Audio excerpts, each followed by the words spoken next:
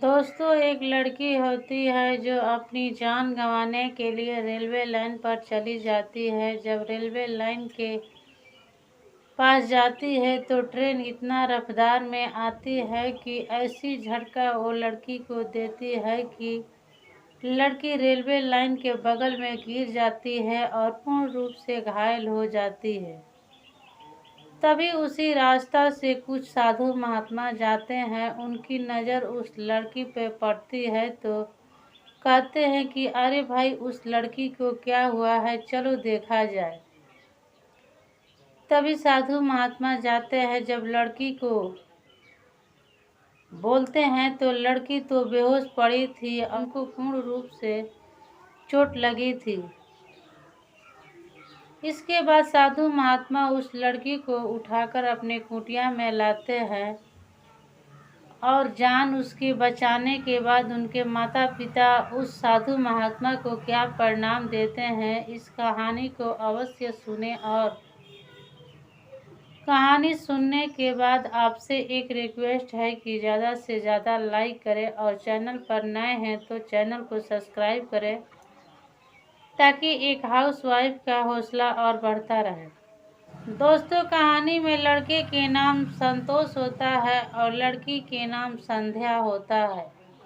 संध्या के शादी बिना मर्जी के किसी ऐसे घर में शादी किए थे जो लोग किसी के बेटी बहन के इज्जत के खिलवाड़ बना देते थे।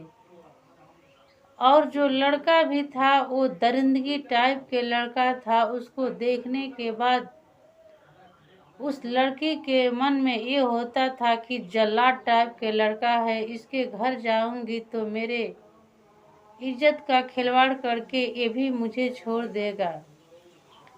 इस बात को लड़की को पहले से ही एहसास हो जाता है और लड़की कहने लगती है कि मैं उस घर में जाऊंगी नहीं। इस बात को लड़की अपने माता से कहती है कि माता, मैं उस घर में नहीं जाऊंगी, मुझे पापा से मना कर दो कि मेरा शादी वैसे घर में न करे। लेकिन जब उनकी माता कहने जाती है तो उनके पिता और भाई जो होते हैं उसे डांटने लगते हैं और कहने लगते हैं कि जाओ ना, तुम ही खोजो, हम लोग नहीं जाएंगे। इस बात पर संध्या के माता जो होती है वो चुप हो जाती है और कहने लगती है कि आखिर मैं करूँ तो क्या करूँ। इस बात को आकर संध्या से कहती है कि तुम्हारे पिता से मैं कहने गई तो मुझे डांट सुनने को मिला। तो संध्या अपने मन में ये राय बनाती है कि आखिर क्यों न मैं उस ऐसे दरिंदे घर में जाने से पहले अपने आत्महत्या कर लूं। इस बात को सोच आत्महत्या करने के बाद सोचते हुए रेलवे लाइन पर संध्या चली जाती है। और रेलवे लाइन पर जाने के बाद ट्रेन इतनी तेज रफ्तार में आती है कि लड़की को झटका मारती है तो लड़की रेलवे लाइन के बगल में गिर जाती है, पूर्ण रूप से घायल हो जाती है। घायल होने के बाद वहीं पर पड़ी रहती है। तभी उसी रास्ते से साधु महात्मा जाते हैं और देखते हैं कि अरे वहाँ पर तो लड़की पड़ी हुई है। जब लड़की के पास जाते हैं, आवाज़ लगाते हैं तो लड़की नहीं बोलती है। तो उस लड़की को उठाकर अपने कुटिया में लाते हैं और वहाँ पर पानी के छींटा मारते हैं तो लड़की आंख खोलती है। आंख खोलने के बाद जो साधु महात्मा होते हैं उनको एक कप चाय बनाकर पिलाते हैं और चाय पिलाने के बाद संध्या पूर्ण रूप से अच्छी हो जाती है। तभी पूछने लगती हैं कि आखिर बाबा, हमको आप लोग लाए कैसे। वहीं पर साधु महात्मा कहने लगते हैं कि आखिर बिटिया, तुम रेलवे लाइन के बगल में किस कारण से पड़ी थी। तभी वहीं पर लड़की ने सारी बात बताती है कि हमारे मर्जी के खिलाफ हमारे माता पिता ने से दरिंदगी घर में शादी कर रहे हैं कि किसी की बेटी बहन के इज्जत के खिलवाड़ कर देते हैं। वैसे हमें भी विश्वास होता है कि हमें भी ले जाकर वो लोग वैसा ही करेंगे। इस बात पर मैं एग्री न हूँ, इसलिए अपने आत्महत्या करने के लिए रेलवे लाइन पर आई थी। तभी साधु महात्मा कहते हैं कि बेटी, क्या तुम अपना आत्महत्या कर लोगी तो क्या जिंदगी से प्रायश्चित हो जाओगी? नहीं, कभी आत्महत्या नहीं करना चाहिए। अगर जिंदगी से जंग जीतना है तो जीना पड़ेगा, तभी तो देखोगी कि कौन किसके साथ क्या किया। इस बात पर लड़की को महसूस होता है। तभी उसी साधु महात्मा में से एक साधु महात्मा थे जो उनके क्लास साथी थे। उस साधु महात्मा को जब देखती है तो कहती है कि आप भी साधु बन गए। संतोष, आप कैसे? आप भी साधु बन गए क्या? तो संतोष कहने लगता है कि हाँ। संतोष के मन में ये महसूस होने लगता है कि मेरी नाम कैसी जानती है ये। तभी संतोष कहने लगता है कि हाँ, मेरा नाम तो संतोष है। तभी लड़की कहने लगती है कि क्या तुम्हारा नाम संतोष है? तभी लड़का कहने लगता है कि आखिर हमारे नाम कैसे ये लड़की जानती है। तो संध्या के क्लास साथी था जो 8वीं क्लास तक पढ़ा था।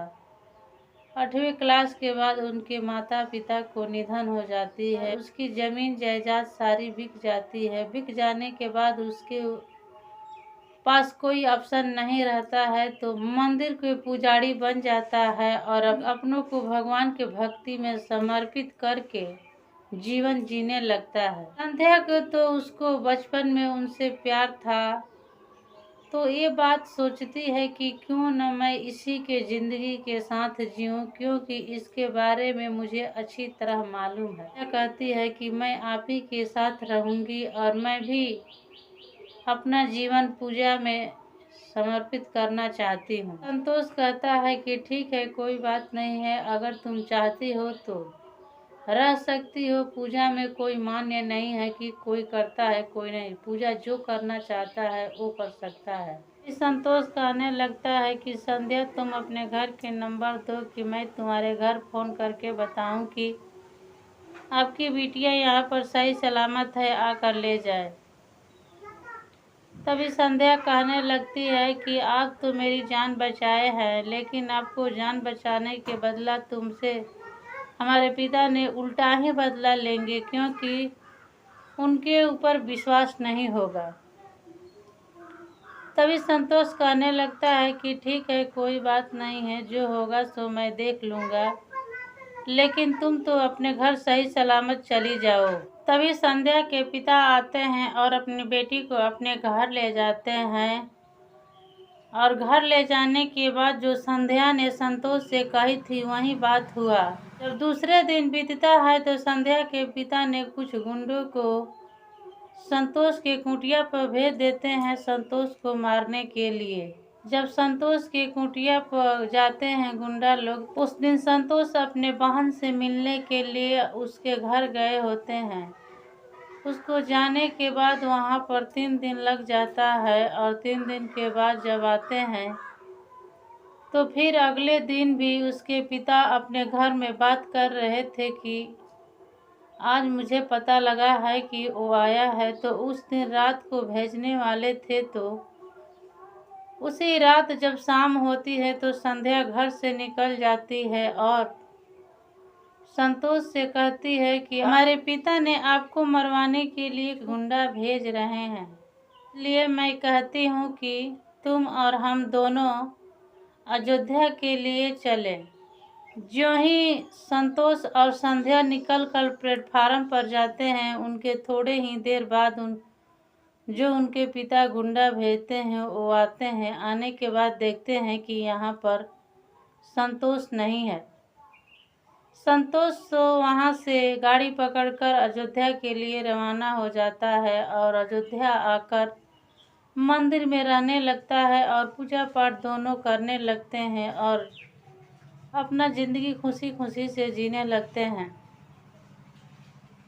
तभी संध्या के पिता को ये बात के पता लगती है कि हमारे लड़की को भी लेकर वहीं गया है और अयोध्या लेकर चला गया है। जब संध्या के पिता अयोध्या जाते हैं तो वहां पर जाने के बाद कहते हैं कि मुझसे बहुत बड़ी भूल हो गई, मुझे माफ़ कर दो। तभी संध्या कहने लगती है कि प्लीज़ मुझसे बात आप मत कीजिए, हमारे पिता आप नहीं हैं, आप तो इतने बड़े कसाई हैं कि मैं आपसे कहने योग्य नहीं हूँ और आप यहाँ से चले जाइए, मुझे छोड़ दीजिए, मैं अब इसी में ज़िंदगी काट लूँगी और अपना ज़िंदगी गुजार लूँगी। आप वैसे दरिंदगी के घर मेरे शादी कर रहे थे तो मैं इनकार कर दी।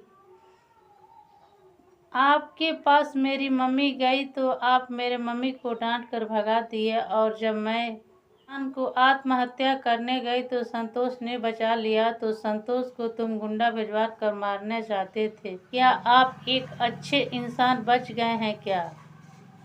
आप तो वैसा पिता है जो एक बेटी के नाम पर कलंक है और आपसे मैं शुक्रिया करता हूँ कि आप हमसे इतना दूर हो जाइए कि हम आपके कभी चेहरा न देखूं।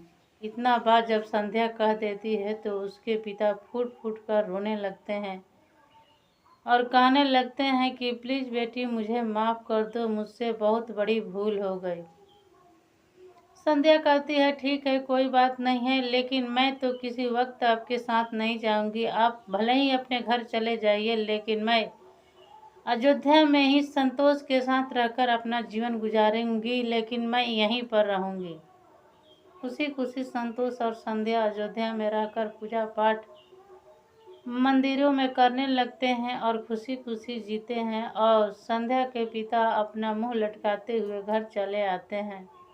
आखिर दोस्तों, संध्या के साथ जो उनके पिता कर रहे थे वो क्या सही कर रहे थे कि गलत, और संतोष ने जो संध्या के लिए कदम उठाया, यह एक पारिवारिक कहानी है। पारिवारिक कहानी अवश्य सुने। तब तक के लिए राधे राधे।